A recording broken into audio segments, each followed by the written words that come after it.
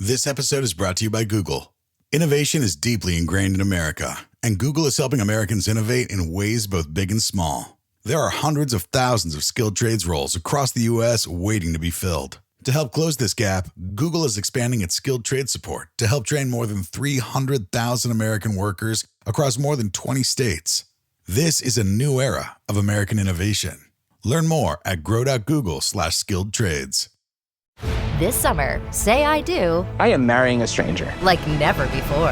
Am I crazy? It's a whole new Married at First Sight on Peacock. Thank God I woke up in love. With new experts. My name is Dr. Lisa. My name is Paul Brunson. More couples. This could be the start of a very successful marriage. And more surprises. Or maybe not. Everything is just not enough. You're a little bit crazy. I don't know what's gonna happen. I want my fairy tale ending. Married at First Sight, now streaming. New episodes Thursdays, only on Peacock. This summer, serve up the Cookout Classics, Kraft Mayo and Dressing. Toss green salads with delicious ranch dressing or zesty Italian. Serve smooth, craveably creamy potato salads with mayo. We all know it's not a cookout without Kraft.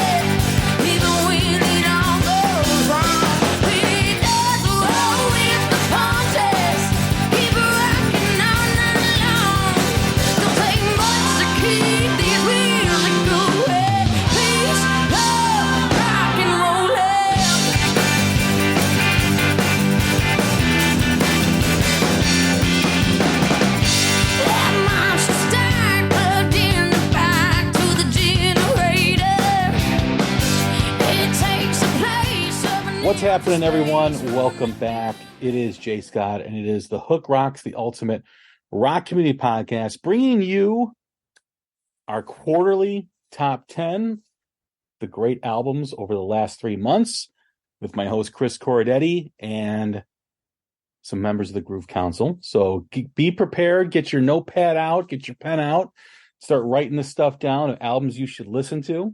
Really excited to always do these episodes because it's a good time to reflect on all the great music that's been happening over the last 3 months. But before I forget, we are part of Pantheon Podcasts Network, the official network of podcasts for Metallica. So check out Metallica's great podcasts on their platform and check out all the other music-related podcasts.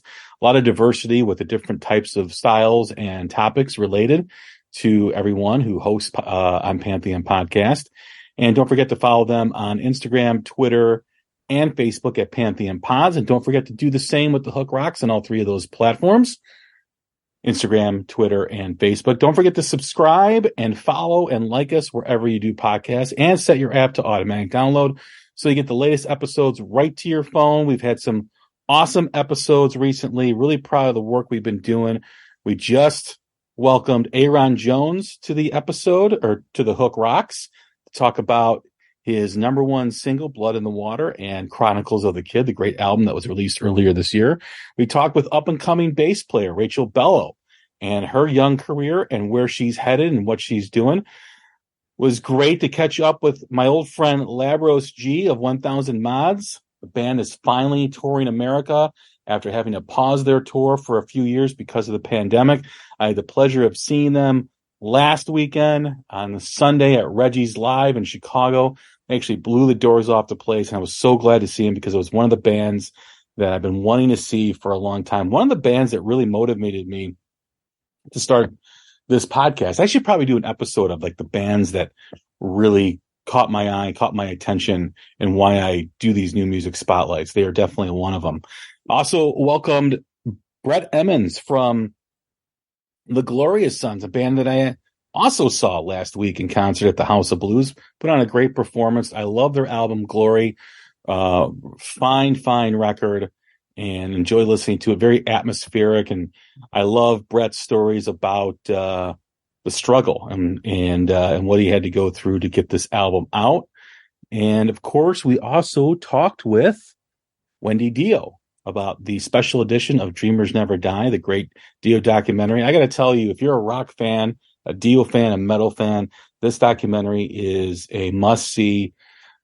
You will get emotional if you did enjoy Dio's music growing up, because it's a great story with I don't want to say tragic ending, but an ending to his life that not necessarily had to happen. And you guys can watch the documentary and find out what I'm talking about when it comes to that. Also did the recap review show of Fossil Men with the great show in our outside of Dallas, Texas for Sweet Relief, featuring so many new emerging bands. That was great. And we also talked with my favorite luthier, Mike Longacre, about the legend that is Jimmy Page. So check out all those episodes and more. We've got a lot of stuff coming. Don't forget to check out our Eddie Van Halen celebration episode on Friday. You will absolutely love it. I absolutely loved recording it, and I can't wait for all of you to hear it. But now we turn our attention to the Mountain Man himself, because he's got a West Virginia Mountaineers shirt. It's kind of weird like that. Partner in crime for these episodes. Always great to see him again and talk with him again about the great albums over the last 3 months. Again, we do this every quarter. The whole purpose is to expose people to the great music these new bands, or fairly new bands, are, and some legacy artists too, that are putting out, because we both believe passionately that rock music is just as good now as it was in years past. The only difference is there's no outlet for it. There's nothing for people to hear it on the radio, for Sirius, all that stuff. There's no MTV. So out of all the genres, it is a struggling genre, but we're hoping to keep it going and turning on to some new stuff. What's happening, man? How are you? I'm good. That was a long, rambling intro talking about music, and I thought I was going to be here to talk about Taylor Swift and Travis Kelce. This is some bullshit. We're talking about music? We are going to get into it. I mean, I mentioned today on social media that I'm a little concerned with Taylor Swift, because in my opinion, she's focusing way too much time on Travis Kelce and not on the millions of dollars that she's throwing away by not coming out with her own tater tot brand called Taylor Tots. I think that's a huge missed opportunity that could be in all the chain restaurants that are out there, sold in the frozen food section, millions of dollars with all the Swifties buying. I think it's criminal. Someone needs to do an intervention with her and talk with her about this opportunity. I'm just the idea guy, so that's me. That's not bad. I was wondering, when they get in the car, when they get in Kelsey's little cool convertible and they go out for coffee, what music does Travis Kelce put on, and how long does she let him listen to it before she puts her own music on? Good point. I'm thinking he seems like more of like a Chris Stapleton kind of guy. Okay. That's what I would say. And then maybe Taylor Swift puts on some, I don't know, some, who would Taylor listen to outside of herself? I don't have the faintest idea. Maybe the Pointer Sisters? I don't know. That would be cool. You know, she's doing the Neutron Dance. Who knows? I would be impressed by that. I would be too. The throwback sound. Maybe Pointer Sisters, maybe a little bit of Right Said Fred. Who knows? What's going on? All right, before I vomit, you now have all of your Taylor Swifty stuff, so you can just hashtag the shit out of that. And now we can move on. Yeah. The title of this will not be the best of quarter three. It would be, what should Taylor Swift do with her time? Right. tater tots and cartoons. Taylor tots, not Taylor tots. That's my idea. Just give me like 10%. That's all I want. Give me 10% of that idea. Greedy. I'd take one and be happy with it. Oh, that would be a nice chunk of change considering who she is. That'd be at least a few million. Right. Well, here we are again, like I said, ranking the top albums of the previous quarter. It's been a fun quarter of albums. So far this year, obviously it's never going to be what 2021 was, because that was just ridiculous. Although there's still 3 months of the year to really... in a completely stacked fourth quarter. Yeah, I mean... Stacked. It could very well turn out to be that, because if you remember, 2021... it was stacked from like the second and the third quarter was really heavy. And then the first month of the fourth quarter was, and then November, December was just nothing, pretty much. So, and there was a lot of depth with just all the great records that were out there. And there still is some depth as to what's been released, but I'm not overwhelmed like I was in 2021. I'm overwhelmed with the volume, maybe not the overall quality. I mean, our lists are obviously good stuff. Our lists are stuff that we're listening to constantly and we're buying, but it feels like we could have made a list of 30 deep in 2021, and that was hard. I mean, we did 25 and that was hard. And I still left off an easily top 10 album, and I left it off because there were so many albums. Whereas I don't know that I'll have that issue this year. I feel confident I won't, but you never know. I mean, there's got to be 10 albums I can think of right now that are coming out in the fourth quarter that I would automatically, just because of who they're coming from, like pre-list them, Right. We'll see, because there's some good stuff happening. I think, Friday we got La Chinga, and I know that album is so good. Rival Sons has a new album coming out. Yep. It's going to be a lot of fantastic music, so we'll see where the next 3 months takes us. But we are stuck in quarter three because we got to finalize and give you our recommendations and our rankings. And I'm going to go ahead and start it off with my number 10. And this was, like I said, a fun list to put together because there was a lot of bands and a lot of albums that, as I revisited these things over the last month, there was a lot of albums that kind of broke for me in terms of like, man, this is really good. I thought it was good the first listen, but this to me is a really great album. And no other album, I think, on this list defines this more, because if I had to make this list like 2 weeks ago, it probably would not have been on it. And that is the album Low Desert Surf Club by Fire Down Below. I'm so proud of you. Just, man, talk about an album that's all adrenaline and just gets you going, and just, man, that makes you want to speed in your car, makes you want to put the pedal to the floor. It's got so much energy. I don't even know how you define it. It's got a little Priest in it. It's got some Sabbath. It's, and I'd say Priest, it's got, those songs like Heading Out to the Highway, and you got another thing coming where it just this driving riff and this beat just merged into one that just makes you like have an eargasm. It is so good. Again, 2 weeks ago, I don't think this would have made it onto my top 10, but I've been listening to it now for the last several days, and just a fantastic, fantastic record. Fire Down Below, great band, and the album is just absolutely phenomenal.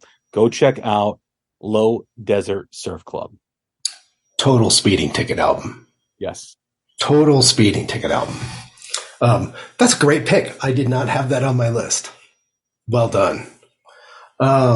So my number 10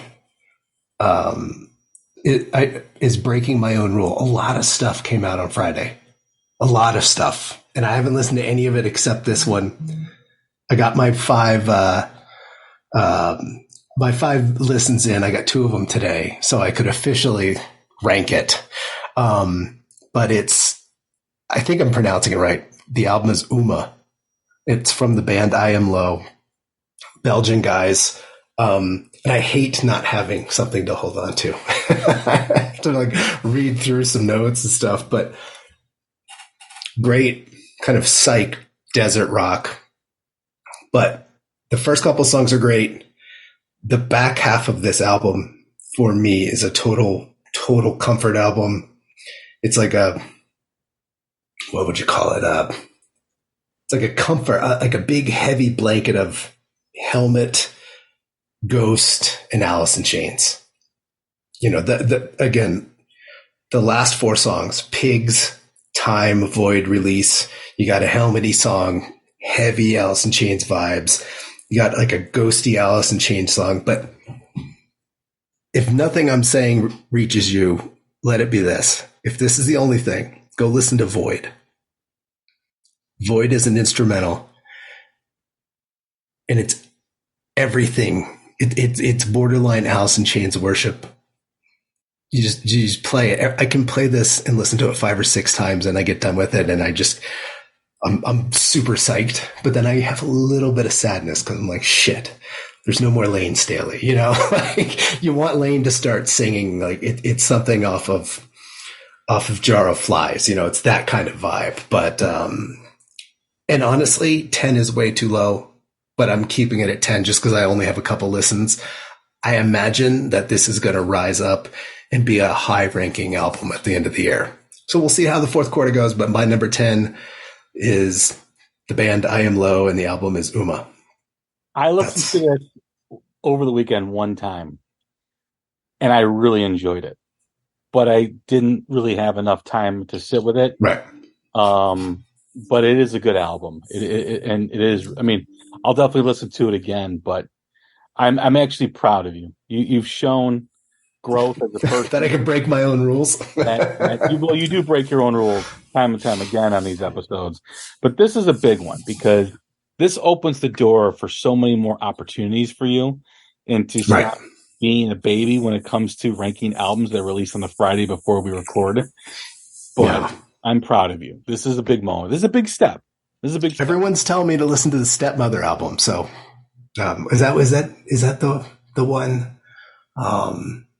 Stepmother. Rich and Steve and all those guys keep saying I've got to listen to it. So that'll be tomorrow morning's post recording listening. It will be Stepmother. Awesome.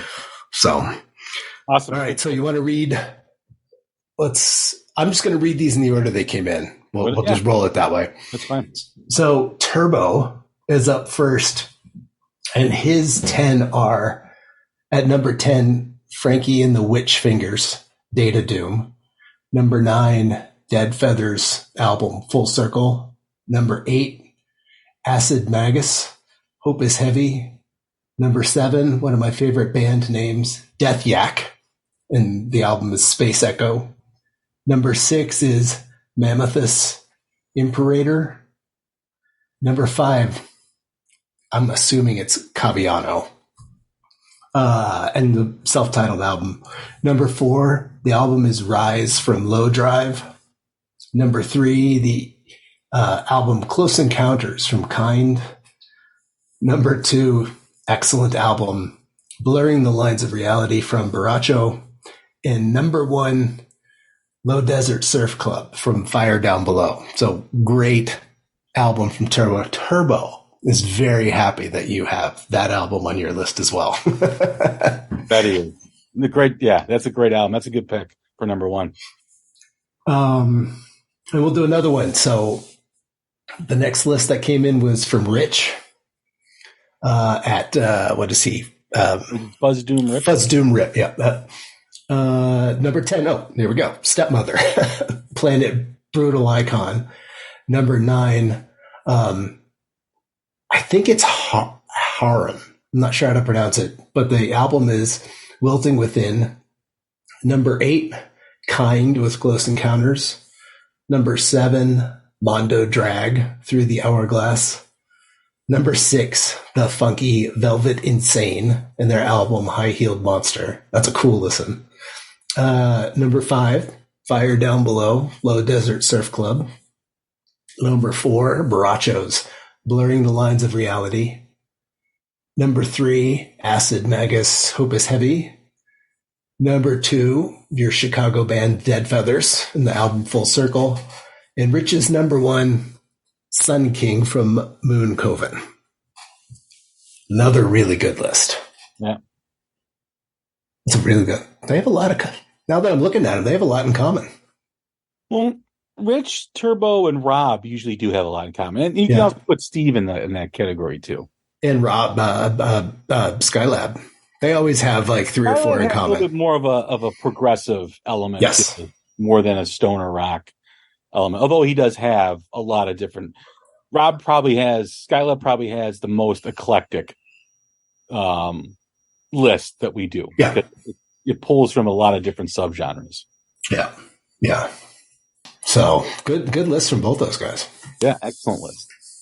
All right. My number 9 is, I got to tell you, I have enjoyed my newfound appreciation for Southern rock.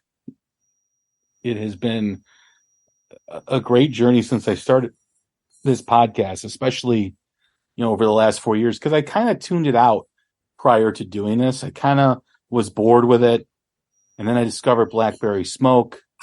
And then I discovered Whiskey Myers. And I don't know if you put Goodbye June in Southern rock. I don't know if they qualify as that. But this band is a mixture between Southern rock and blues. And I just absolutely love the album Ride Into the Light by Robert John and the Wreck. Just a great body of work. I love the songs. I love the flow of it. I love the atmosphere it creates. It's a very cool, chill album to sit out on the patio and toke up on what you want to toke about. And I just enjoy it. And I'm looking forward to seeing them in the Chicago area when they play here. It's a band that I really want to see. But I had Robert John on last year, I think it was, late last year. Maybe it was early part of this year. But this album is just tremendous. So good job for Robert John the Wreck with Run Into the Light. This is a really good album. This was close to my honorable mention.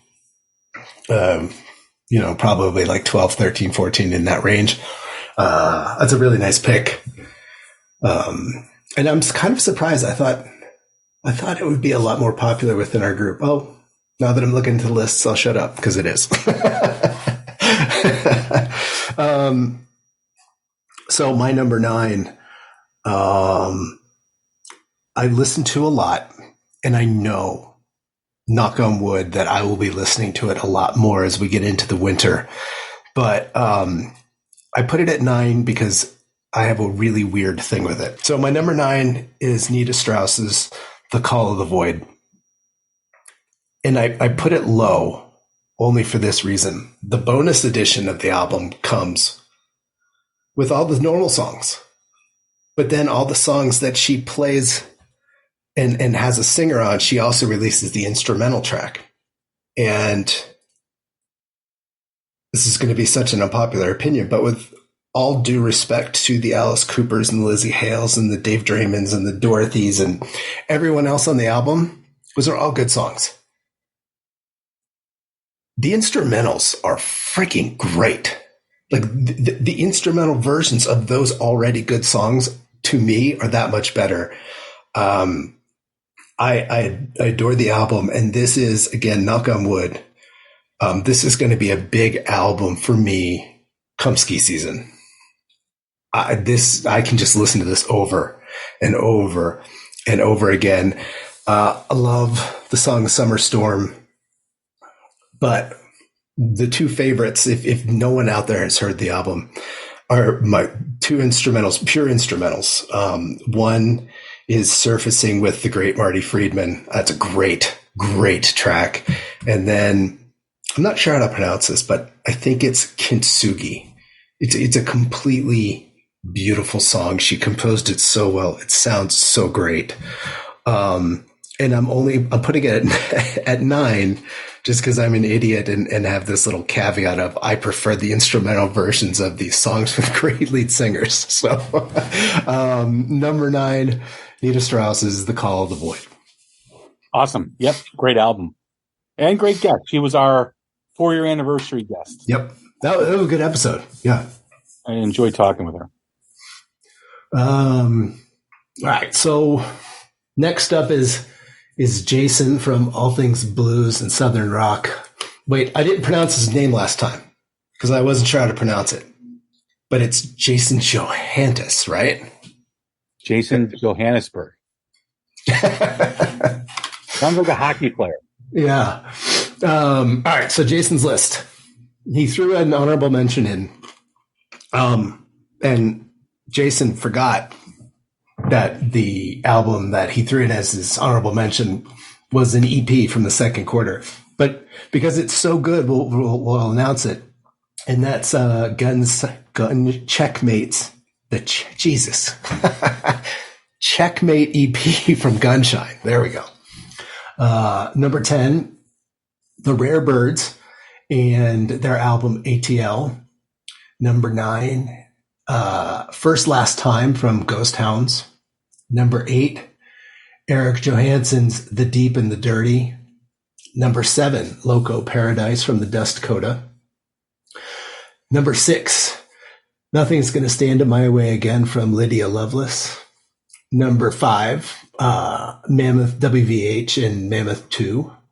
Number 4, an album that I love, Jukebox Gypsies from Parker Barrow. Number 3, The Long Goodbye from Candlebox. Number 2, Ride Into the Night from Robert John and the Wreck. And number 1, the album from Blackbird Angels. And I don't have the album title here. I might have accidentally deleted it. Was it Soul Sorte? Yes, that's what it is. I deleted it. Sorry, Jason. So Soul Sorte from Blackbird Angels is Jason's number 1 pick. A lot of good albums there. A lot of good ones. I agree. So you want to do another one from Mr. Hood? Who's Robin the Hood. Robin the Hood, who is, as much shit as I like to give him, is actually a Broncos fan. We can't take from him this week. His Broncos actually won a game, so good for you, Rob. Very happy for you. So Robin the Hood's list at number 10 is Sonic Moon, Return Without Any Memory. Number 9, Mammothus, Imperator. Number 8, Rise from Low Drive. Number 7, Kind in Close Encounters. Number 6, Noise River, Songs of Joy and Black Magic. Number 5, Haran's Wilting Within. Number 4, Moon Coven and their album Sun King. Number 3, Dead Feathers, and the album is Full Circle. Number 2, Barachos, Blurring the Lines of Reality. And number 1, Low Desert Surf Club from Fire Down Below. It's a very popular album. Good. Excellent list from Roberto in the Neighborhood. Nice. Good list. On to my number 8, which features 2 of my favorite players in this band. One being Todd Dammit Kearns and the other one being Tracy Guns. I really love what Tracy's been doing with LA Guns over the past few years. He's really become just a monster player. I don't know what he's putting in his oatmeal every morning, but he's really elevated his game and gotten better with age, in my opinion, especially on the last couple of albums with LA Guns. He's really learned how to combine that Page, Randy Rhoads influence and make it his own sound, which I really do like. And Todd Dammit Kearns, if you ever have a chance to see him perform live, go do it. I know he's in Slash as a bass, but if you have a chance to see him sing live, go do it. The man is a rock star and should be way more popular. Yep. Absolutely. And he's also from Canada, which means he's a hockey fan, which is really cool in my book. But the band is called Blackbird Angels, as we kind of just talked about with Jason's list. And the album is Soul Sorte. It really combines a lot of different classic rock influences, a lot of kind of a tad of psychedelic Hendrix kind of style with almost like some early 80s Kiss, like Creatures of the Night, Lick It Up kind of style too as well. And some other elements, obviously the Zeppelin and the Randy Rhoads, but there is a song on there called On and On, Over and Over, which if you play it and then go listen to I Still Love You from Kiss on Creatures of the Night, it is like very similar. And I remember listening to the song for the first time. I'm like, man, this sounds so familiar. Like, what does it sound like? And I kept going over the melody in my head and humming the melody. I'm like, and then finally 2 hours later, I'm like, ooh, I Still Love You, Creatures of the Night by Kiss. It's a great album. And of course, a band like this probably won't tour. They're a Frontiers band, although I do know that they wrote their own music for this. So this is not a album that's penned by the powers that be with Frontiers record. This was you can tell. You can tell. Yeah. Created mostly by Todd and Tracy Gunn. So great album. Blackbird Angels, Sol Sorte. I really like that album. That's really good. And I will back up your Todd Kearns comment. When I saw Slash Miles Kennedy and the Conspirators, he takes lead vocals on Dr. Alibi, the song that Slash did with Lemmy, and he kills it. And he's just, it's funny when he gets up there, you've seen enough bands. You see a guy who jumps on the mic and you're like, okay, he does good. Todd Kearns is a natural frontman who just happens to play bass with these great fucking guys. He does, but he can do it. He can do it. It's not, and I mean no disrespect to this person because I love him dearly, but it's not Michael Anthony jumping up singing "Someone Give Me," it's not that. He is a front man who just happens to play bass. He's awesome. That's a great pick. Great pick. My number 8.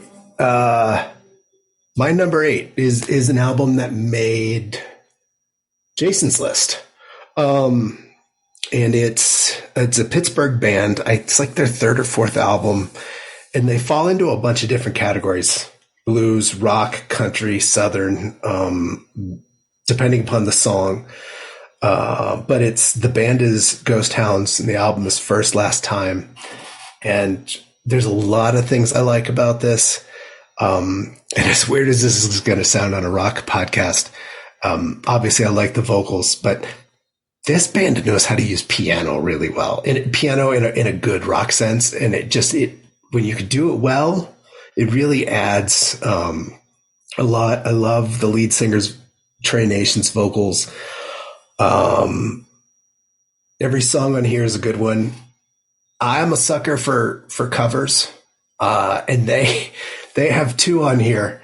And when I saw the track listing before the album came out, one, I was like, why in the fuck are you doing this song? And the other one, because of who I am and where I went to school, I was like, shit, yeah, that's going to be great. But they smoke Zeppelin's Hot Dog. It's a song that I'm not really a fan of from Zeppelin. There are very few songs in the Zeppelin catalog where I say I'm not really down with that. They kill this song, and it's great, and I love it. And obviously, I'm a sucker for great last songs on an album, and obviously, I'm a sucker for Country Roads. They do it justice, and that's awesome. But if you haven't listened to the album and you're looking for something to go listen to, I would Make It Shake or Dirty Angel. Dirty Angel is kind of like a Clapton-y rocker with some great piano in it. It's just a great, straightforward rock album. It touches a little country, it touches a lot of blues, it touches a little southern. So there's a lot for everyone there. If you're a hardcore stoner rock guy, probably don't want to listen to this. But if you got a little more diversity than that, give this a shot. It's a really enjoyable album. So First Last Time from Ghost Hounds out of Pittsburgh. I got to check that album out. I have not had a chance to listen to it yet. I think you would dig it. I did get the cover of Hot Dog that you sent me. And yeah, what'd you think? I enjoyed it as well. I'm not a big Zeppelin cover guy. I know. Yeah. It really bothers me when someone covers Zeppelin. because to me, Zeppelin is the top of the food chain, and Right. everybody usually screws it up. However, I think if you're going to cover Zeppelin, a song like Hot Dog is the perfect song to do because not a lot of people know about it. Right. Not a lot of people know Hot Dog. I mean, the hardcore fans like myself know it. And I've enjoyed it ever since I was younger, and I listened to it because it's kind of a rockabilly different. It's on. Yeah, it's like Zeppelin, if they ever went to country, this was it kind of thing. Well, that really Experience a membership that backs what you're building with American Express Business Platinum. Enjoy complimentary access to the American Express Global Lounge Collection and apply to find out your welcome offer, which could be as high as 300,000 membership rewards points. American Express Business Platinum. There's nothing like it. Terms apply. Welcome offers vary and you may not be eligible for an offer. Learn more at americanexpress.com/business-platinum. This episode is brought to you by Credit Karma. When it comes to your money, Credit Karma keeps you ahead of the game. You can count on Credit Karma to keep up with your financial needs as they evolve, helping you monitor your progress and giving you personalized recommendations so you can make strides towards your goals. Make sure you're on the right track, no matter where you are on your financial journey. Intuit Credit Karma. Karma you can count on. Download today. At Ollie, we've got wellness down to a science. From PMS to pregnancy to menopause, our women's wellness line offers science-backed support for every stage. No judgment, no shame, none of the stigma. Just supplements designed to meet you wherever you're at. Ollie, choose science over shame. Find support at a retailer near you or on ollie.com. That's OLLY.com. shows off Plant's influence because Plant was really into rockabilly and Elvis and all that kind of stuff. And it really is more or less an ode to that genre of music. But again, if you're going to cover Zeppelin, these are the types of songs to do. Right. And songs like Hot Dog and songs like whatever on Presence you want to do, or, you know, a song like, you know, like a deep cut, like Stairway. Don't cover Stairway. Don't cover Cashmere. Don't cover Whole Lotta Love. Don't do that. You know, like, upsetting. Really. So, yeah. No, and then they were the right kind of band who did it too. Like that, it fits their sound, you know. Yeah. I agree. So, yeah, no, good album. Good album. Yeah. You want to do two more? One more? Yeah, we could do two more. So our Canadian friend, Chris Preston, really good list. Number 10, Robert John and the Wreck, Ride Into the Light. Number 9, Dead Man Whiskey's Into the Storm. Number 8, Electric Boys' Grand Explosives. Number 7, Blackstone Cherry and Screamin' at the Sky. Number 6, Eclipse's Megalomanium. Number 5, Alice Cooper's Road. Really good album. Really, really good. It's a nice pick. Number 4, Loco Paradise by the Dust Coda. Number 3, Soul Sorte from Blackbird Angels. Number 2, Mammoth 2 by Mammoth WVH. And number 1, for Chris Preston, one of his most favorite artists, is Nita Strauss's Controlled Chaos. Chris, you fucked it up. You got the wrong album title and you're number 1 from one of your most favorite artists. No, it is not. But he did. He had Nita Strauss. It's The Call of the Void. I'm just busting Chris's nuts because he screwed it up a little, and I'm an immature asshole who's going to call him on it. Well, he did correct it. He did.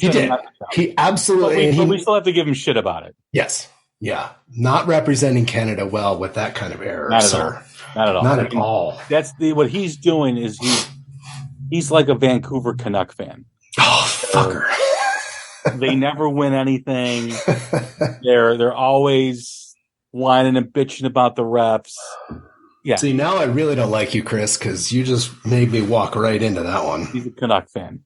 So, well, this quarter he's a Canuck fan. Yeah. Chris the Canuck for this quarter. Okay, let's see. Let's go to Kaz.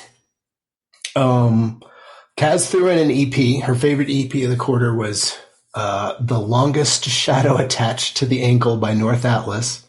I'm hoping that's the title because that's how it came across. Seems very long. But the remainder of Kaz's list is at number 10, Awaiting the Tempest from 12 Years Today. Number 9, Dark Signals, Volume 1. Number 8, Three Teeth and Index. Oh, Kaz. Number 7, Mouveau Arcade. I hope I pronounced that right. And their album Dead Hearts. Number 6, Saul. This Is It, The End of Everything. Number 5, Any Given Sin, War Within. Number 4, Bury the Darkness, Dead Inside. Number 3, Human from Resolve. Number 2, Fixation and their album More Subtle Than Death. And Kaz's number 1, Fatalism by Polaris. And if that's just not a complete metalcore top 10, I don't know what is. That is good stuff. So from one of our favorites, Kaz. Absolutely. And the Heavy Rock Show. I wanted to make sure I get her show in. Kaz from the Heavy Rock Show. Yes, catch her every Friday. Every Friday. Get your scream on. Chris or I usually retweet it, although I've been slacking on the retweets over the last few months, but I know Chris does put it out too as well. I've been slacking on Twitter the last month or so, so hopefully I've been doing it. So great list from Chris, Preston, and Kaz. Yep. What do you got at number 7? Number 7. Tomorrow morning is knocking. Stock your fridge now. How about a creamy mocha frappuccino drink? Or a sweet vanilla? Smooth caramel maybe? Or a white chocolate mocha? Whichever you choose, delicious coffee awaits. Find Starbucks Frappuccino drinks wherever you buy your groceries. I love the attitude of this album. I love the middle finger this album represents because it's so badass and it's so unique, yet it's also a throwback to what I listened to like back in the day. It's not like glam rock or anything like that. It's just like the rips and the hooks, and it's got huge hooks, and it's just, I love it so much. I freaking totally dig this album. The Starbenders are taking back the night. What an awesome album by the Starbenders, a band out of Georgia, I believe. Just absolutely fantastic. I think it's 2 girls and 2 guys in the band, but I am a fan. I've been a fan for a while. But this album just does everything for me. It's such a pleasure to listen to. It really is. Like I said, the attitude is just awesome. The song Sex is just completely badass. Go check it out. Take Back the Night, Starbenders. Good pick. I think that's a favorite of McG, I think, if I remember correctly. So yeah. Yeah. So my number 7 is from a band that I was going to look this up and I completely forgot to. Their previous album popped up on a list in 2020 or 2021, whenever it was. And the last album was Reptilian Overlord. The band is the Casanovas. The album is Backseat Rhythms.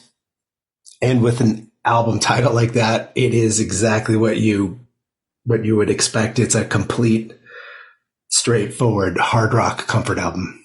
It's AC/DC. It's the Eagles. There's a great song in there that is, you listen to it, at least for me, I listen to it and I just think that's a ZZ Top song. It's not, but they don't sound anything like ZZ Top. They don't sound anything like the Eagles. They don't sound like AC/DC. They have their own sound and it's phenomenal. But if that's the era you grew up in, if you are someone who listens to nonstop classic rock FM radio, throw this on. I think you'll really dig it. The song Devil in Me has got a real AC/DC feel to it. Last Time was good as an Eagles Already Gone feel. It's like they took the song and then put their own words to it. It's eerie. Burning Up the Night is one of my 2 favorites.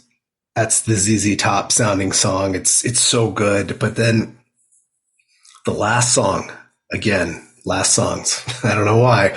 Always get me. Kundalini Rising. Total Ted Nugent Stranglehold vibe that transforms halfway through, and it goes into this like mystic wizardry Ronnie James Dio thing. Sounds weird, totally works. So if you're of the age of you and I, you know, if you grew up with the AC/DCs and the Journeys and the Z's, throw this on. You're not going to hate it. You may not love it, but you'll get it. It'll hit that comfort spot for you. So my number 7, the Casanovas and Backseat Rhythms. Didn't you also have them on a list like 2 years ago? Yeah, Reptilian Overlord. Yeah, really weird, like I remember now. Masky kind of cover on the album. Yeah. Good stuff. I mean, that was really good too. So 2 in a row for them. I like it. I think they're out of Australia or New Zealand. I think Australia. Yeah. So, all right, where do we go? Skylab was the next one up. So Skylab Tapes is top 10. Oh, he gave us some honorable mentions. Runs, Wilting Within, Baracho, Blurring the Lines of Reality, and he got it right. The Call of the Void from Nita Strauss. His number 10, Dead Feathers album Full Circle. Number 9, Low Desert Surf Club from Fire Down Below. Number 8, Thunder Horse, After the Fall. Number 7, The Fierce and the Dead, News from the Invisible World. Number 6, becoming a popular album, Mammoth 2 from Mammoth WVH. Number 5, The Flower Kings and their album Look at You Now, sorry. Number 4, Sowen's album Memorial. Number 3, Southern Empire, Another World.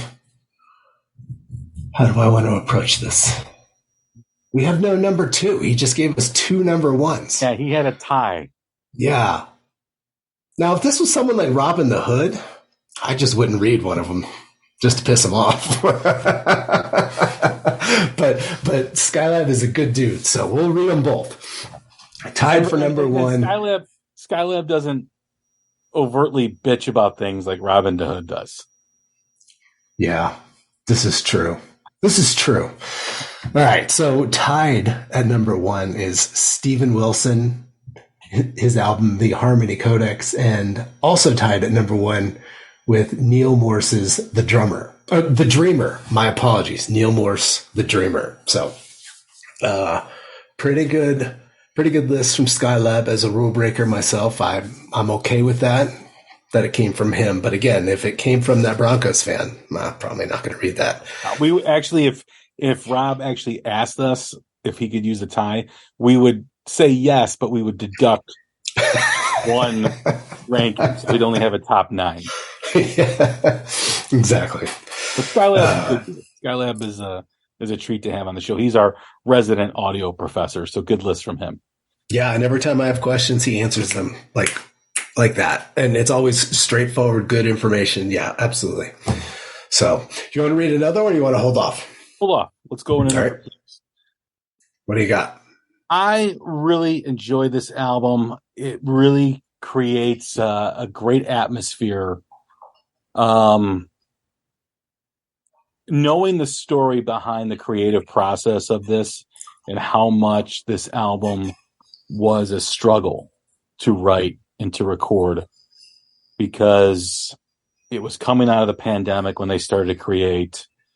The singer was ridding himself of some of the vices and demons that he experienced.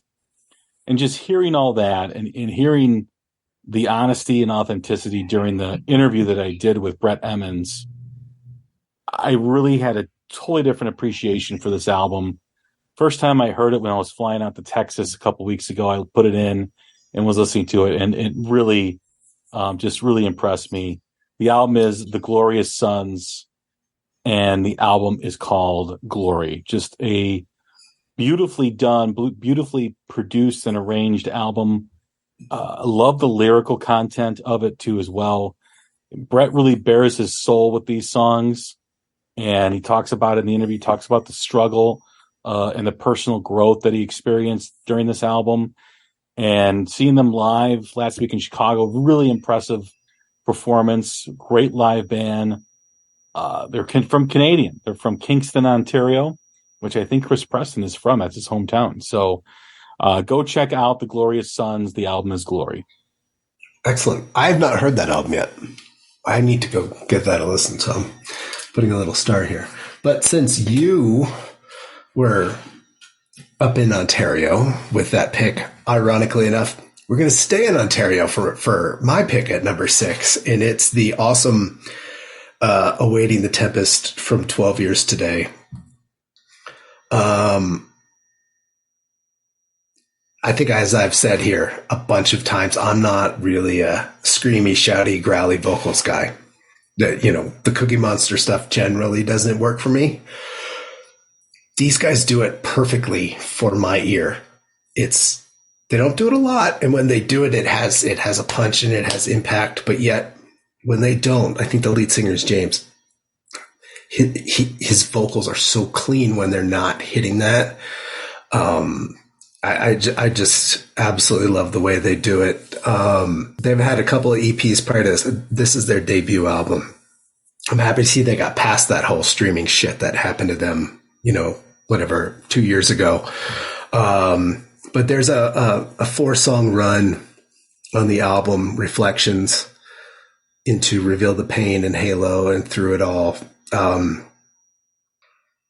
That's where I would go if you haven't listened to it. Those 4, great writing, and James sings with such. The writing is so good, but his vocals are good because you legitimately feel the emotion that he's singing. It really comes through. I hope if you haven't heard it, the album, and you go put it on, I hope it affects you or you feel it the same way that I did. But it's so well done. And again, Through It All, Halo is probably my favorite song, but Through It All is such a beautifully painful song that I would start with those 2 songs, but can't go wrong with 12 Years Today and Awaiting the Tempest. Great album, guys. I always hate saying this because it's such a greedy thing, but okay, what's next? That was a great album. We just consumed it and we're going to keep listening to it, but what's next? Do us greedy listeners want more? So, but well done. 12 Years Today, Awaiting the Tempest. I hope they hear this. I hope it puts a smile on their face. That a lot of people are starting to listen to them.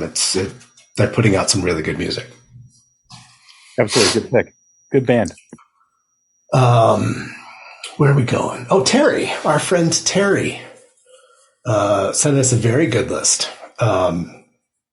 Queen of the playlist, Terry. So her list, she sent us a couple of honorable mentions. So we'll do those first.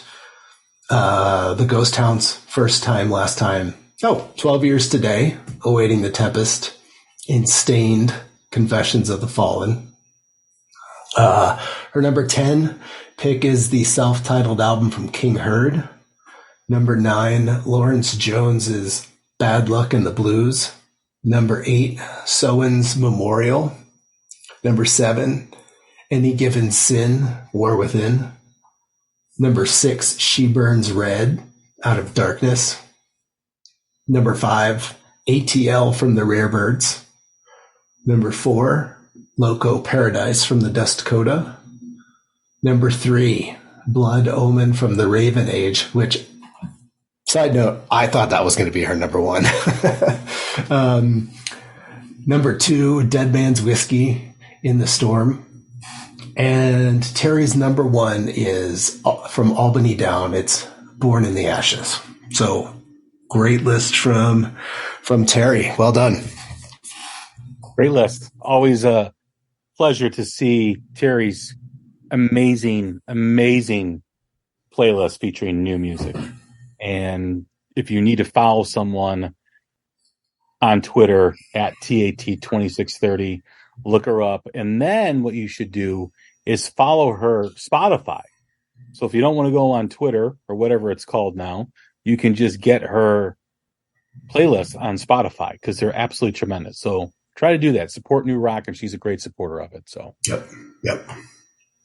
My number 5, upset because I know one other Groove Council member heard this album because it just came out this past Friday. And I've had it now for a few weeks, and I know this person had it too, but it wasn't on his list, and I know how much he liked it. I'm going to call it an oversight from Rich. Doom Rep. He's going to call it an oversight. But the album is called 6, and it's by Graveyard. An absolute tremendous album. Love this record.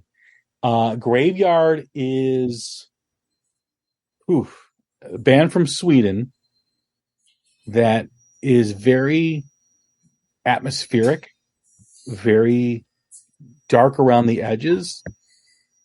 How I discovered this band is I was talking to someone about Jimmy Page, and they told me that this was Jimmy Page's favorite new band.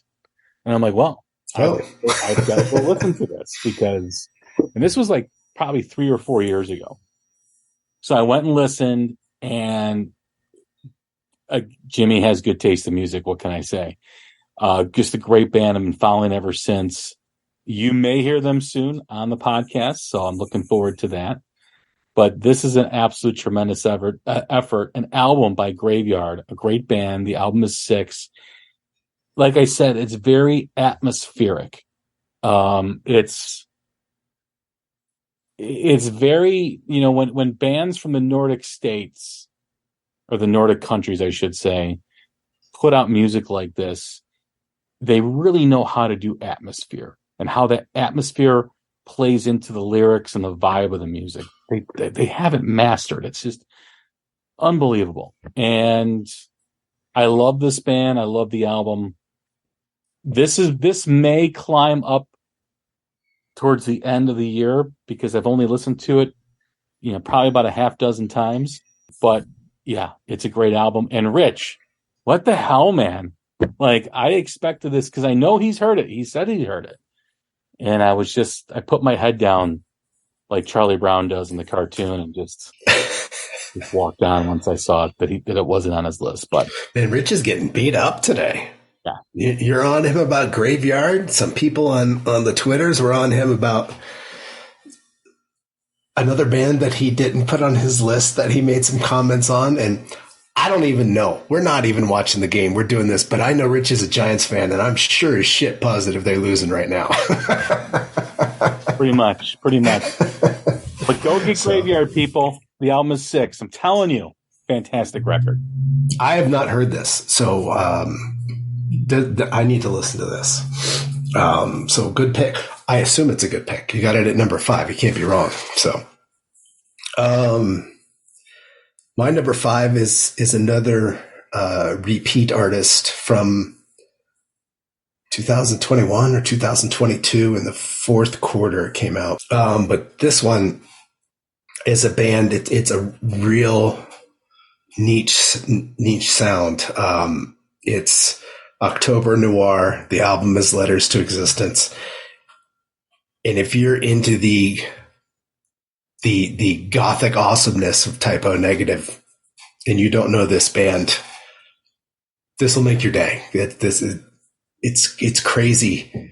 These guys have a PhD in Typo Negative, in everything, in every aspect of the band. The sound, the playing, the pace, the timing, the lyrics, the meaning, like everything, that whole weirdo, gothy, sultry, sexy oddity that wrapped up into the awesomeness of Typo Negative. These guys have it. The one thing that's totally different about this album from every other album that has probably made all of my lists, I'm a self-professed Van Halen 2 guy.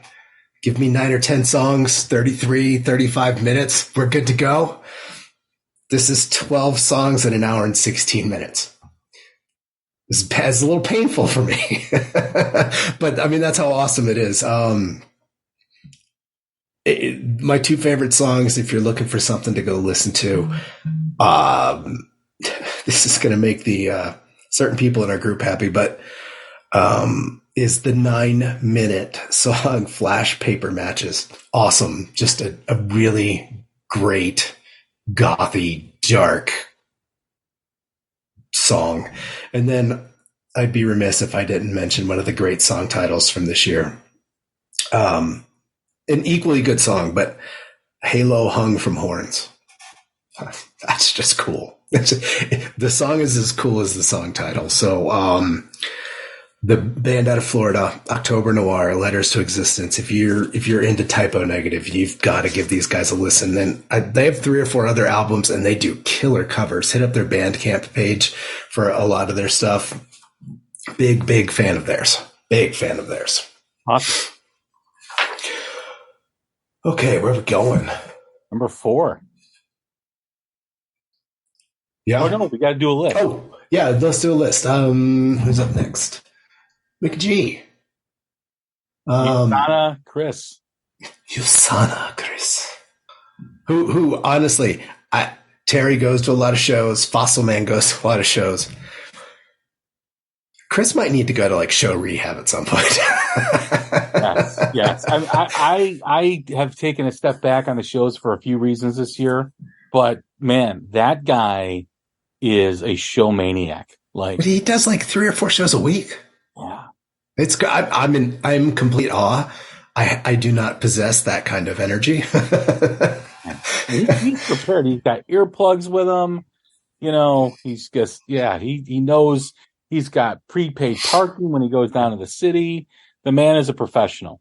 He's a professional. Absolutely. The older I've gotten, the more I realize that prepaid parking is the way to go. Yeah. Okay, so let's get Chris's list. Here we go. Number 10, Starbenders, Take Back the Night. Number 9, West Coast Hard Rock from Machina. Number 8, Death Yak and Space Echo. Number 7, Skull and Crossbones. The album is Sungazer. Number 6, Blurring the Lines of Reality from Baracho. Number 5, Kind and their album Close Encounters. Number 4, End Rain, The Way of All Flesh is Decay. Odd, but true. It's a weird one. Number 3, Radiant Knife and their album Pressure. Number 2, Moon Coven and their album Sun King. And his number 1 is from Thunder Horse, and the album is After the Fall. Oh, and Chris gave us 2 honorable mentions. I should have read them first. Crypta and their album Shades of Sorrow, and Black Braid and the album Black Braid 2. Such a cool, distinct sound that guy has. That's a good one. I like the first one better, but that's an album everyone should go listen to, just purely for the different sound, and read up on that band, or that guy, I should say. So nice list, McG. One of the great dudes walking the earth, I will tell you that. Number 4 for me is, as I call it, the lost album of the Rolling Stones that would have been released between Sticky Fingers and Exile on Main Street. Just an absolute incredible record. And since I'm picking number 4, it's appropriately titled as the 4th album. And the band is The Record Company. I absolutely just totally dig. I've always liked The Record Company. I mentioned 1000 Mods at the beginning of the show about how they were an inspiration for me starting this podcast. The Record Company was as well. And when I was getting into new music, they were one of the bands that I was listening to. And I don't know why, but I just never had them on the show. And I'm thankful that I just interviewed Chris Voss, the singer and guitar player, recently, who was absolutely incredible and engaged. And I love his point of view, his perspective on music fans. You're either a seeker, where you seek out new music and you seek out great new music from new bands, or you're a gatekeeper. You have the bands you like and you don't allow anyone else in the club. And it's such a great point of view, and it resonated with me huge, because that's a perfect way to put it as we deal with fans and all our social media platforms. You're either a seeker or you're a gatekeeper? What do you want to be? Do you want to be close the key or lock the door and throw away the key and no one else is allowed in? Or do you want to be accepting to these new bands who, as I've said before, they're just as good as the Van Halens, the Zeppelins, all those bands? And check out the interview with Chris. The album, like I said, is bluesy, funky, just rock and roll. And that's what Sticky Fingers and Exile on Main Street is. Mick Taylor era of the Stones is my favorite era of the Stones. Go check out the 4th album by the record company. You will not be disappointed. Oddly, I had a feeling that was going to be on the list and at number 4 because it just made too much sense. Excuse me.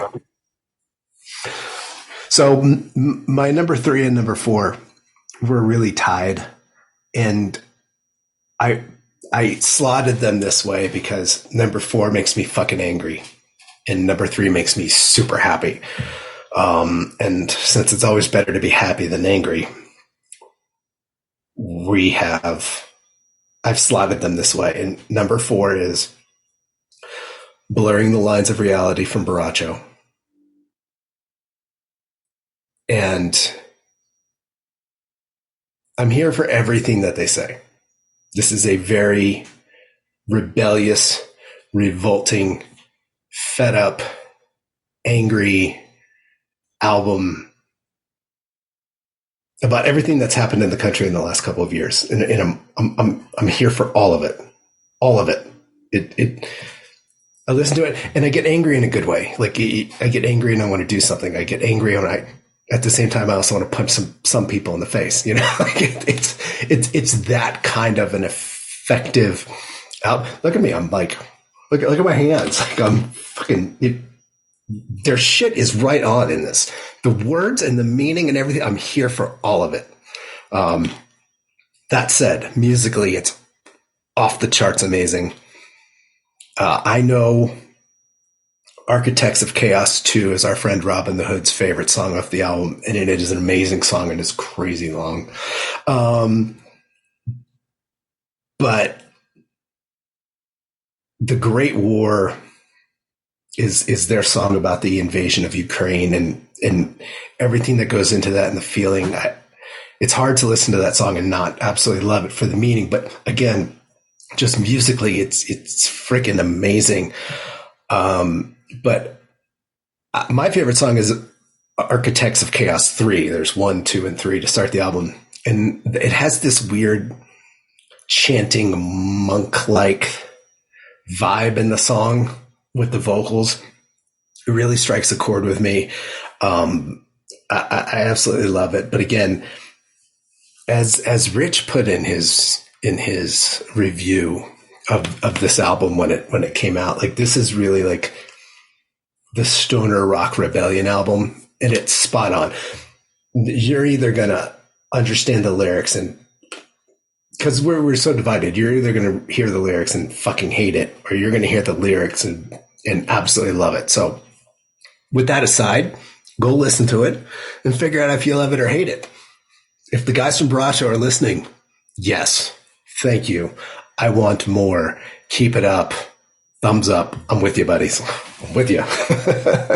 So number 4, Blurring the Lines of Reality, Borracho. Hopefully you listen and you enjoy it and you don't get as angry as I do, but it's a good anger. It's a good anger. Where are we going? Steve. You want to do Steve's? Absolutely. Who we got left besides Steve? Steve and the Itch, because we didn't get one from New Classic Rock in North America, but I know he was been really busy with Parents Weekend and stuff like that over the last 2 days. So, our friend Steve. Let's see, number 10, Mammoth 2 by Mammoth WVH. Number 9, Sun King by Moon Coven. Number 8, Blurring the Lines of Reality by Borracho. Number 7, Full Circle by Dead Feathers. Number 6, Wilting Within by Harun. Number 5, Planet Brutal Icon by Stepmother. 4, Uma by I Am Low. Number 3, After the Fall by Thunder Horse. Number 2, Low Desert Surf Club by Fire Down Below. And number 1, Rise by Low Drive, and the awesome album cover that it has. I gave Steve a little bit of shit in our group about his list, but let's be honest, that list is freaking awesome. That's a really good ass kicking list right there. Nice. So well done, Steve. Very well done. What do you got at 3? On to number 3. How have you been doing with your predictions? That's exactly what I'm looking at right now. I picked 3. I've only picked 3, so I assume the 3 that are left are probably going to be the ones that I picked. Okay. And I probably can figure out which ones, but we'll see how it goes. All right, my number 3, love the band, love just this album is so good. In fact, really anything in the top 5, well, anything in the top 4 could have been my number 1. Okay. At any time. And it was really difficult picking the final 3. This album is so good. It's so layered and has so much depth. And I love the lyrics. I love what John is singing about on this album. Their album in 2021 was a huge step in for the band. And this, I think, is the best thing they've ever done. Whoa. The band is the Dust Coda, and the album is Local Paradise. Just rich and just the lyrics are so captivating because, like you said with Baracho, talking about what's going on in the world, this album touches on a lot of that stuff, but it shares a perspective, a unique perspective in John's lyrics that are also sending a message too as well. Like the worshiping of people we shouldn't worship. Mm-hmm. And that's on the first track, I believe, Road to Hell. Go check it out. Go check out the album Local Paradise by the Dust Coda. My dream that I have for this band is someday they play the US because they're so good. They really are. They're one of the premier bands in the UK. Mm-hmm. Great album. Love the guys. Love the album. Love the songs. This is a good album. And probably after listening to it 7 or 8 times, I fell into the trap that I actually said in our group that I wouldn't do because it would be unfair. And that is, I started comparing it to the last album. It's not cool by me. So not cool by me, because the last album I think came in number 2 at the end of the year for me. That last album is that's a Pantheon album, like for them. That could be like their seminal album, and this one's really good. It didn't reach it, but there are some blistering songs on this album. I love everything about this band. I think it's a really good pick. Okay, so number 3. Okay, so number 3, we get to the happies. The Baracho made me angry, good angry. Blackbird Angels, Sol Sorte makes me happy. Everything about this album makes me happy. It's fun. It's fun. It's fun. It's fun. It's fun. I smile when I listen to it. When it's over, I want to play it again. And Todd Kearns is a fucking beast. I want more of Todd Kearns, but at the same time, I don't want Todd to sacrifice any of the other stuff that he's doing. It's a really unfair thing, but I want to pick up on something that you mentioned while talking about this album, because you were spot on. There's a lot of great songs. Mine All Mine, Broken in Two, Unbroken, and last song is a thinker. Like you're listening to it and you're kind of like stop what you're doing and you start thinking about it. And that's all great and good. On and over and over is a monster of a song. The lyrics are great. They're sung really well. The song is composed really well. But what Tracy does on the guitar in this song is just phenomenal. It's phenomenal. it's not just a guitar. Like, I don't know. He puts down masterful guitar playing in this song that is so in tune with everything else. And I know that's how it's supposed to be on every song, but let's be honest, it's not. Not this album, but I'm just saying, like, it's the way it should be done, and it's a masterclass.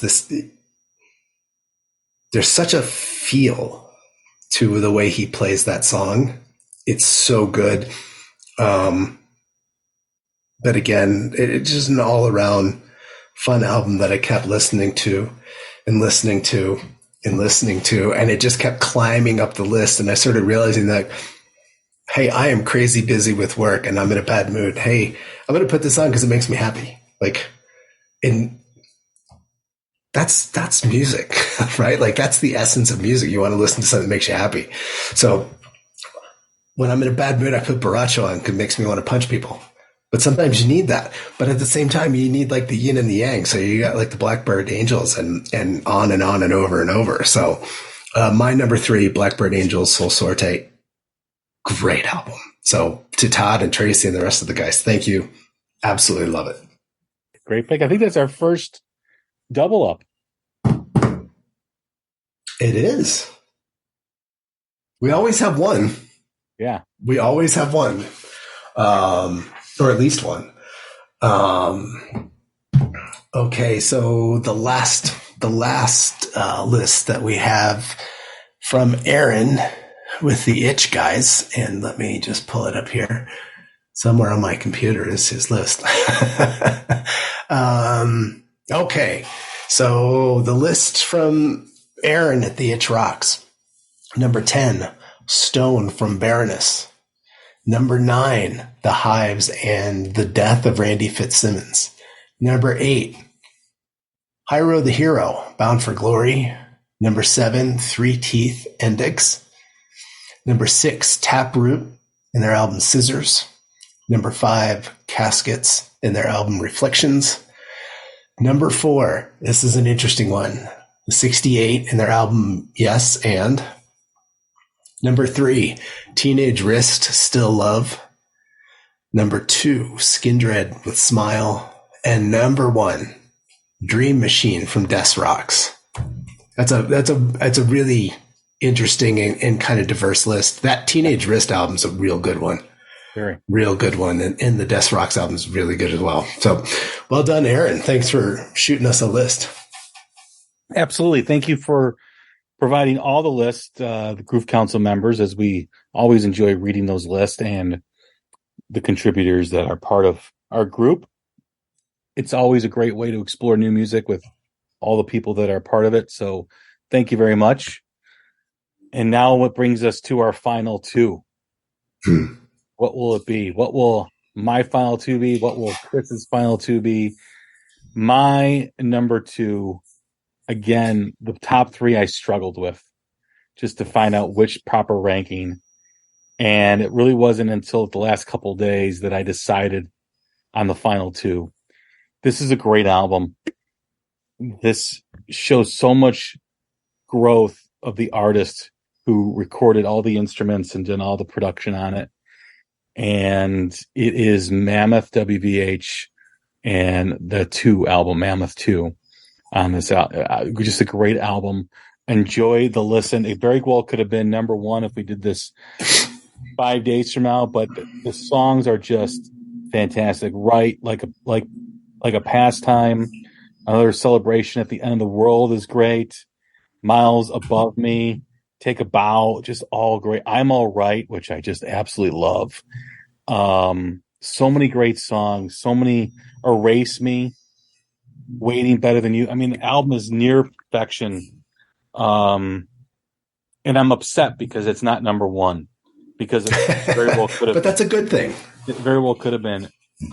When you think of the first album that he did, you have to remember that was recorded before his dad passed away, like a couple years. Right. Passed away. Yeah. Several years. Yeah. So it's really interesting to see where he went with the music and what he did, because when you listen to both albums back to back, you clearly see Wolfgang growing as an artist growing as a writer, as an arranger, all this stuff.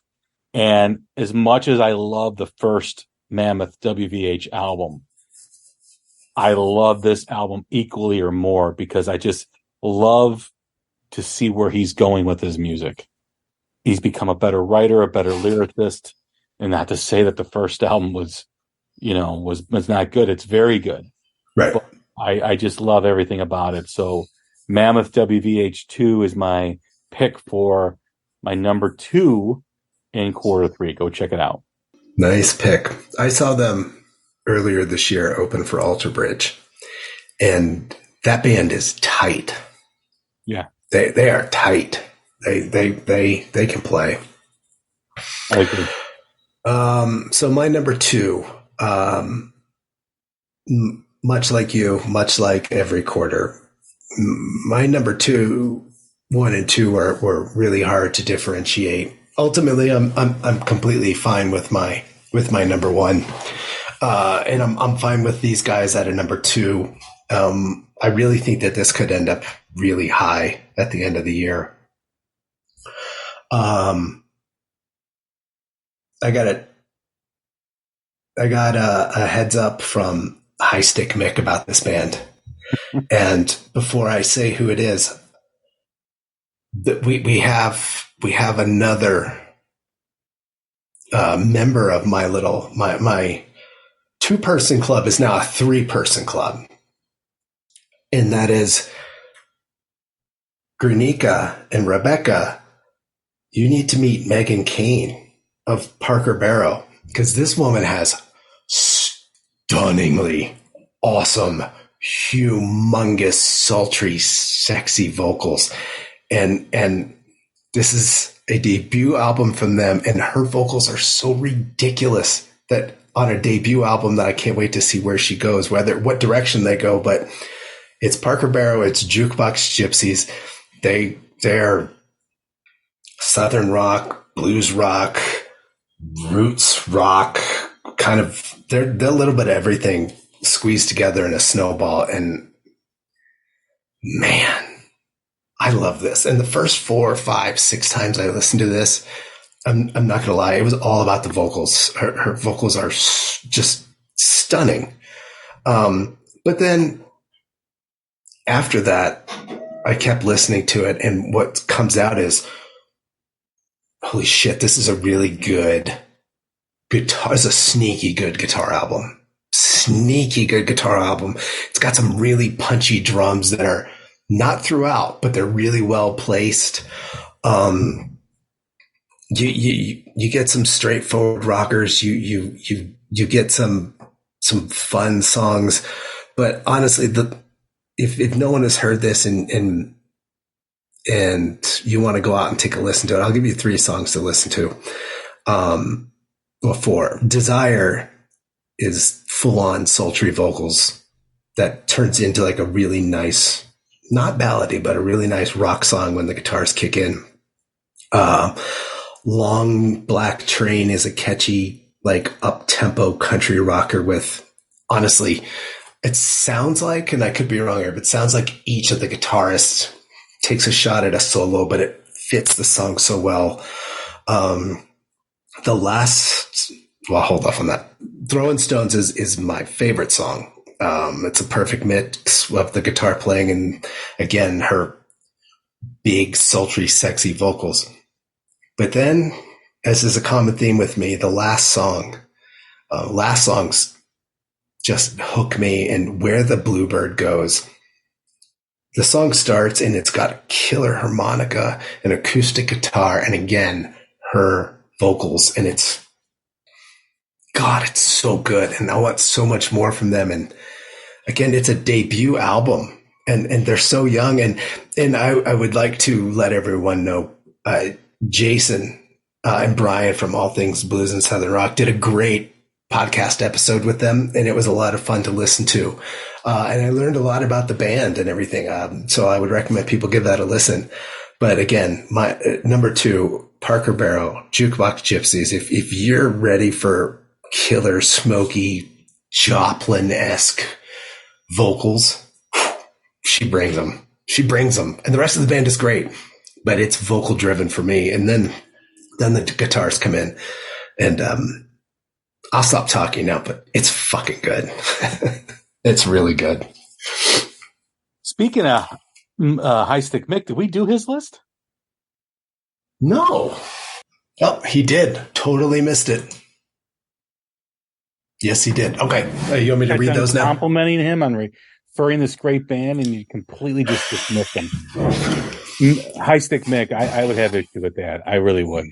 There are very few people that I want on my bad side. He appears to be one of those people that should not be on my bad side. So my apologies.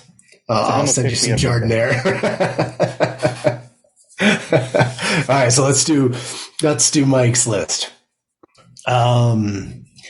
Number 10, the self-titled album Soleo, Middle Eastern progressive hard rock band from Cleveland. Number 9, Dead Feathers, Full Circle. Number 8, Blackbird Angels, Sol Sorte.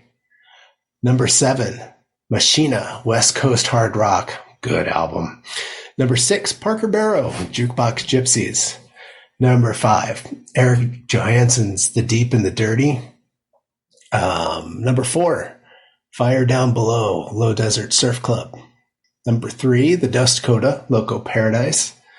Number 2, Mammoth WVH and their album 2. And his number 1 is Lawrence Jones, Bad Luck in the Blues. Great list, Mike. My bad. My bad. And thank you. Thank you for the Parker Barrow recommendation. And I should say, Mike and Rock and Blues Muse, they both came in at the same time, so we'll give them both credit on that. Nice. All right, on to honorable mentions. I've got 2. One of the albums we've talked about a couple times, and it's been on a few lists. That is Anita Strauss, Call of the Void. Really love what she did with the album and the musicality of the album, and just collaborating with some top-notch singers and vocalists too as well. So good on her for that album. And then my other honorable mention is an EP by a band that I love. It's a husband and wife. Watching them perform on stage just oozes emotion, and you feel their music. You just feel it. I saw them open up for Blackberry Smoke, 5 years ago, maybe 6 years ago. Just an incredible experience watching them. They also opened up for the Rival Sons a couple years ago. I know I've had Chris on, who's the husband of the duet. I need to have them on again because I just love everything that they do. And that is Ida May, and the EP is Feel the World Turning. So go check that out. And I totally missed that one. Yeah, I know. And if they perform in your area, do yourself a favor. Go see them. It's blues. It's just emotion. And you guys know I'm a huge blues fan, and blues is all based on emotion, and they get it right. They get it right the way they sing and the way they perform. They just do a wonderful job at it. So check that out. I have 3 honorable mentions and an EP. The EP is the self-titled EP from Hillside Moan. Just 4 songs, straight ahead hard rock, really, really good. Hope we get more from them in the future. But then my 3 honorable mentions, one made a few of the lists, the Rare Birds and their album ATL. My second one is the album Rise from Low Drive, which made a bunch of lists. And then the other one was, and I struggled with this one because I really wanted to put it on the list because it was another one that just put a smile on my face every time I listened to it. And I say this every time with a veteran act. Maybe I'm just an ass and I don't give these guys credit, but it's Road from Alice Cooper. I went into it with really not much expectations, just giving it a listen. And damn, if I didn't buy that super quick and listen to it over and over and over again. And it makes me happy that Alice put out a really good album. You know, he's got a tight band for them to capture everything, and for it to sound good. And I mean, it's everything that you want from Alice, right? It's freaky, it's thematic, it's dramatic, and funny, So Alice Cooper, Low Drive, and the Rare Birds are my honorable mentions. Nice. Good picks. All right, it's time for our number ones, and I'm going to go first. Man, like I said, the top three were difficult. Mm-hmm. This album is so damn good.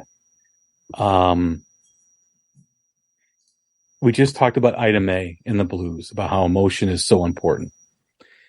And being a blues fan, I need to feel it. I need to feel emotion. It needs to cut right through me. And I need to feel what the singer is saying, what the band is playing. And there's a lot of great blues artists out there. Some of it just doesn't connect with me on that emotional level, like feeling it. Because when you listen to recordings, everyone from Robert Johnson to Buddy Guy to B.B. King, you feel every note. You feel every lyric. You feel every vibrato and their voice and the way they sing and their approach to singing. You feel the pain. You feel the discomfort. You feel the poverty. You feel all of it. And that's what makes blues such a true art form, because it is a direct output of emotion. So when modern rock bands or artists come out and they call themselves blues, I sit there with my arms folded and go, okay, let's see what you got. And a lot of artists do hit me. We talked about Leilani Kilgore. We've talked about Jack Harlow. We've talked about, other artists too as well.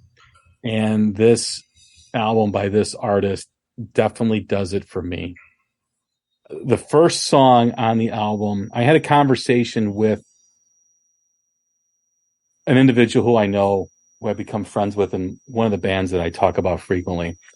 And they sent me their new album that's coming out next year. And he wanted to know, he goes, send me what you think after first reaction. I said, I don't want you to listen to it twice. I want you to hear it first and call me. So I did. And there was one song on there that I was lukewarm on, because the subject matter had been done before, and he agreed. He's like, yeah, I think that's our weakest track. However, the way this album starts with a familiar subject matter, it kicks the shit out of that whole topic of songs that people write about. And there's so much to like about this album. And then there's the song that made me fall in love with this album and just listen to it nonstop. When I listen to this album and I hear the opening track, Peace, Love, and Rock and Rollin', I just, man, it pulls right. It pulls in instantly. Like, dude, what the fuck is this? Right? And for a band that I've never heard of to capture me like that within the first few bars of the song, my ears perk up. I'm like, all right, I need to sit down for this. I need to pay attention to this. And just hearing the album and falling in love with the song Back to Birmingham. Oh God. Yeah. Tugs at the heartstrings, right? It's just, and that's what I'm talking about feeling it when it comes to blues. Man, when you have a vocalist that can sing like that, and the lyrics, and have that emotion in her voice that has so much vulnerability and makes you feel what she's feeling and singing the blues, I am bought and paid for, sold on site. Give me more. Such an amazing band. And like you, I want to thank High Stick Mick for turning me on to this band. We were at a concert, and Mike, if you've never heard him speak, probably hadn't. I'm from Chicago.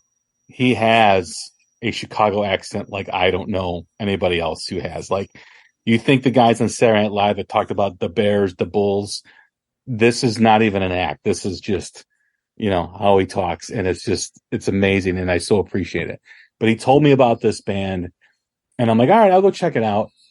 And you had sent me a DM on Twitter about it in August. Yeah, it was just 3 Things of Fire. Yeah. And I didn't listen to it. And then Mike sent it to me, and I'm like, I think I think Chris also sent me that too. Sure enough, it happened. I'm on the plane to Texas, and I listened to 4 albums. I listened to Glorious Sons, The Record Company, what else? Mammoth, and this one. And I sat back in my seat on the plane, and it took off as the plane took off, and it was just like, man, this. And I'm bobbing my head up and down in the seat, looking at me like I'm crazy. And like Chris said so eloquently just a moment ago, his number 2 pick, Parker Barrow, Jukebox Gypsies. This is my number 1 pick. Just a tremendous, tremendous album from a virtual unknown band, a new band that's emerging. And I kid you not, take note of this band, because I will tell you this. The last band I felt this way about was Bishop Gunn, and how they make you feel when you hear their music. I feel the same way about Parker Barrow. And I can't wait to see what's next. So go check out Jukebox Gypsies by the band. What's your favorite song on that? I have several. Back to Birmingham. Back to Birmingham. Okay. Dude, that song just gives me chills every time I hear it. Yeah. I love everything on the album. I mean, there's no weak track. No. It's just, and like you said, the guitar work on the album, I think, is kind of like sneaky good. Like it's really good. And the more you listen to it, you catch on the nuances of the guys playing. It's really well produced too, because it's. I mean, I don't know shit about music production. I don't know shit about making an album, but the music, it flows so well underneath her vocals, and then they know when to make it shine. And again, like the bass player, he gets his spots, and there are spots in the album where the drums get a little punchy and everything in a good way. I don't mean that in a bad way, but it is a sneaky guitar album. And my God, her vocals are just unreal. They are. She's unreal. She's like Janis Joplin meets Stevie Nicks. Okay. Yeah. Very, very, very reminiscent. That she's got that raspiness, but it's not like Janis, where sometimes it's all raspy. It's kind of like raspy, like Stevie Nicks. Yeah. No, this great album. This was a great find. So again, thanks, High Stake Mick. Thank you very much. Yeah, I owe you a calzone. Yeah. As soon as you started talking about it, I was like, oh, he picked him number 1. I got really excited. Yeah. No, that's an absolutely phenomenal pick. Well done. Let me write that one down. My number 1 has made a few lists.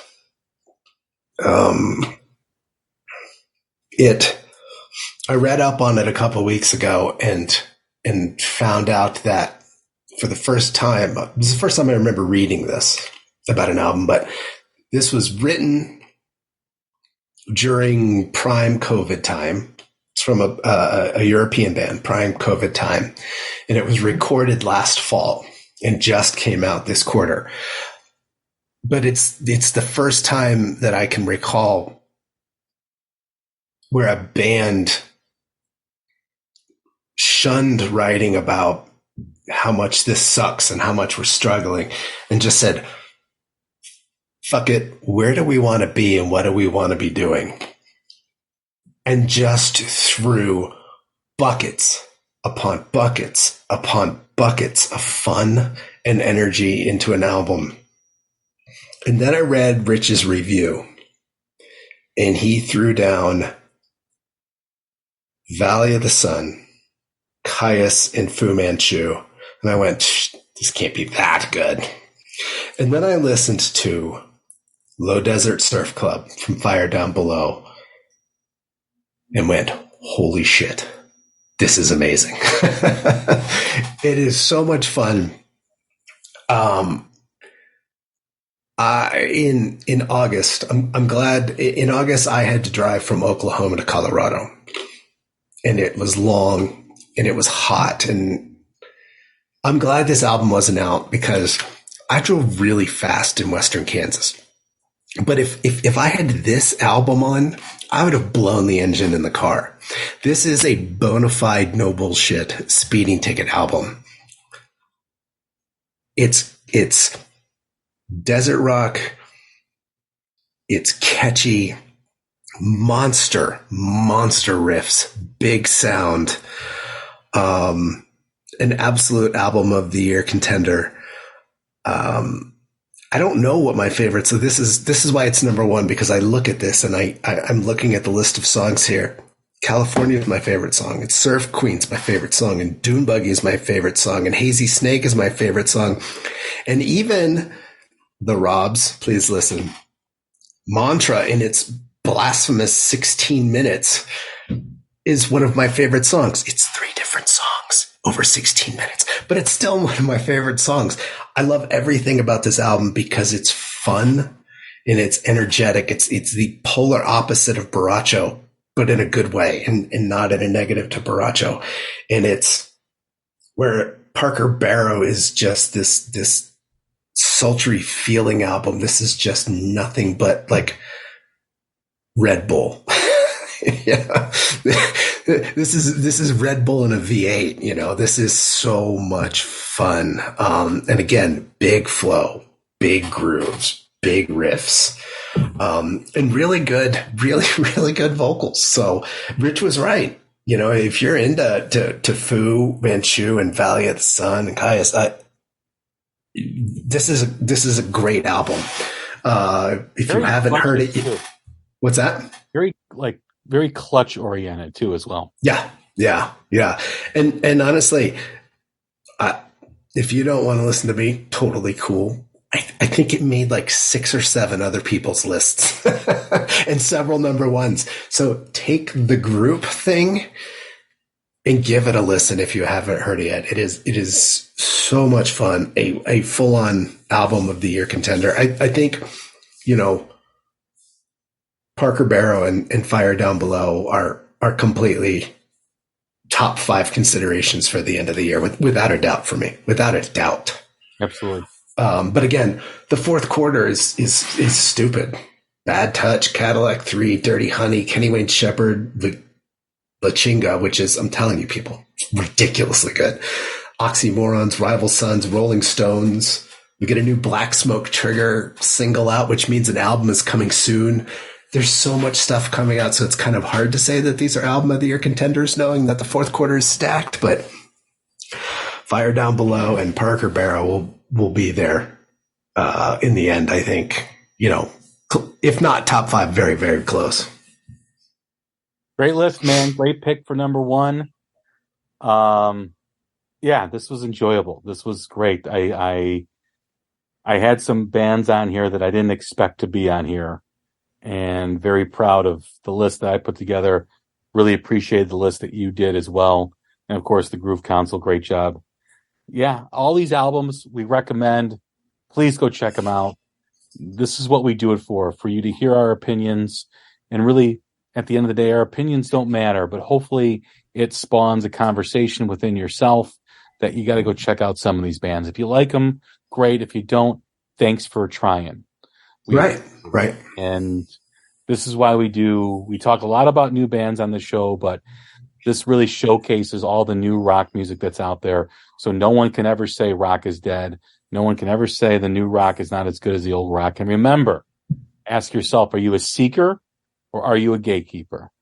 And if you're a gatekeeper, then continue to listen to classic rock and the same 30 songs they play over and over and over again and have fun with that. I'm gonna let you in on a little secret. The gatekeepers don't listen to this. Who knows? They might, or maybe someone who's a seeker may identify who in their family is a gatekeeper, and they get nothing for Christmas. Nothing. But anyway, thanks again, man. Appreciate it. Always a pleasure. No, this is fun. I love doing this. I hate doing this, but I love doing this. I hate having to nitpick between Parker Barrow and Fire Down Below, but that's also the fun of it, you know? Yeah, absolutely. Absolutely. So thanks again to my friend Chris Cordetti. Thanks again to the Groove Council for submitting their lists. Thanks for all the bands for making some really great music. Yep. And thank you to the listener for checking this out and hearing our thoughts on some new music. Take care of each other, stay safe, and we will talk soon. Thank you.